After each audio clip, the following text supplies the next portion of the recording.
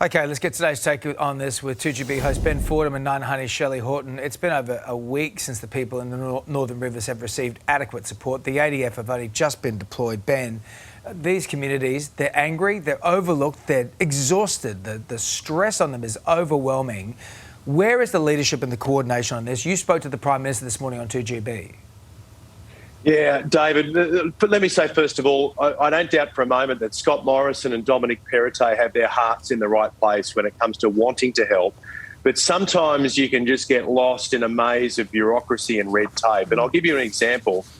The Prime Minister said to me this morning that we offered 2,000 Army personnel ready to roll, but they're on standby and ready to help. Then I'm contacted by someone in the New South Wales government who says, and I'm going to look down so I get these numbers right, they said, all right, we've asked for whatever help we can get. On Friday, the federal government told the Sydney Morning Herald they had 2,000 personnel. On Saturday, they told us 5,000. Then we got a commitment of just 900 with no clear timeline of when they'd be on the ground. As of yesterday morning, the number of ADF personnel on the ground and assisting was 455. Jeez. And I can tell you, as of about 3 minutes ago, I've just been contacted by someone within the New South Wales government who now says there's another 500 people on the way. There's a big difference between being ready to go and being on standby and actually being there and helping. Most of the work done over the last weekend is from tradies like a mate of mine called Jed, who've walked away from their own jobs and their own families and their own homes to be there on the ground to assist. But as Jed said to me when I spoke to him last night, he goes, mate, 80-90% of the helpers are tradies. We've now got jobs to go back to on Monday, Tuesday, Wednesday, Thursday, Friday. That's going to leave a big gap. There are some people who still have not been reached from a week ago. There are some people still stranded, some people still unaccounted for. This is far from over. And I think we've got to acknowledge as a country we're having more of these extreme weather events. And one of the things we need to be ready for is when they occur, how effective are we in the way we deploy, assist and help these people recover? And you've got to think that there would be members of the ADF that would be sitting there going, let us go, let's go. Sure, they're ready to go. They're sitting there twiddling their thumbs at the moment, probably wanting to get out in the action. And there is no criticism of any individuals who serve in the Defence Force, of course, and you won't get that from people in the Northern Rivers region. But there is a vacuum of leadership. The federal government over the weekend, Shelley, has been saying that they'll scale up in the coming days to 5,000 Defence Force personnel. 5,000 Defence Force personnel were needed yesterday and the day before and the day before that. And meantime, you've got private helicopters and locals dropping urgent supply to families who need formula and nappies and medicine. A woman who gave birth in her own home up in the Wilsons Creek region. Shelley, where are they?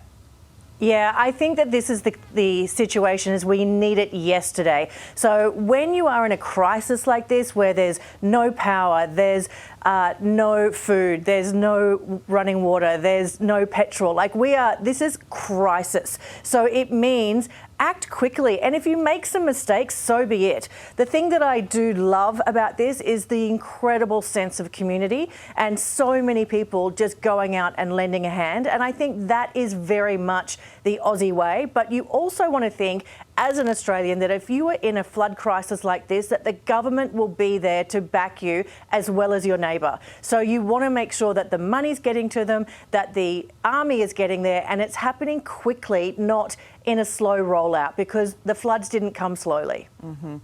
All right, guys, stay with us. When we come back, we're remembering Warne. Still doesn't feel real, does it? The MCG's grand plans to send off the King of Spin.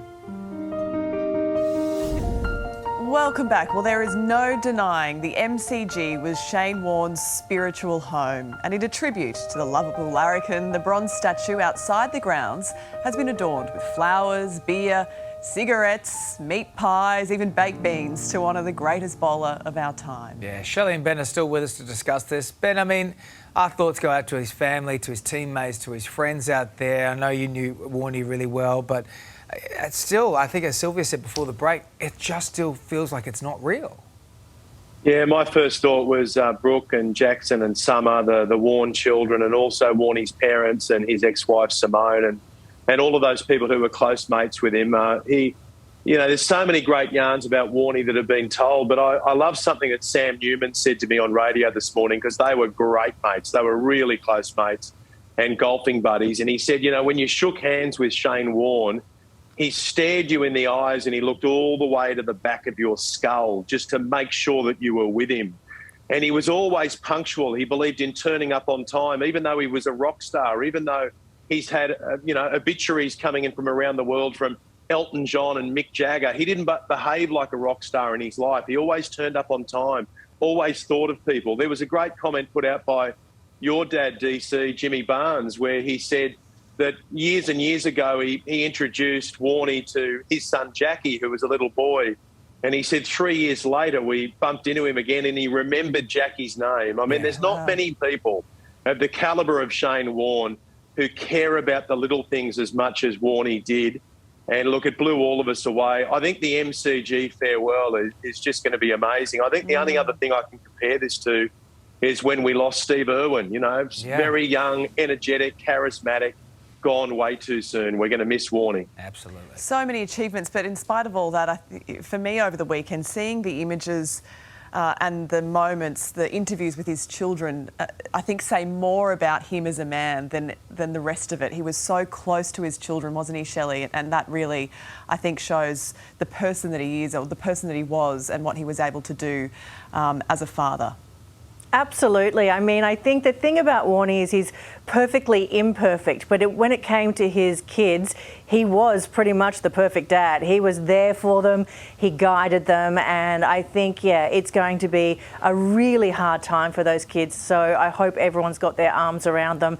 But I think the similarity to Steve Irwin is perfect, in fact, because it is mourning around the world, and I think that the MCG will be perfect and make sure that everyone does have their meat pies and baked beans, because let's face it, he didn't follow the best diet. He treated his body as a rental, but he was such an incredible guy, and I just love the fact that so many people loved him. I hope that he knew that. I'm sure he did. He was well loved and he knew it too. He loved it. You two, you take care and stay safe. Thanks for being on the show. Thanks, guys. Coming up on Today Extra, big...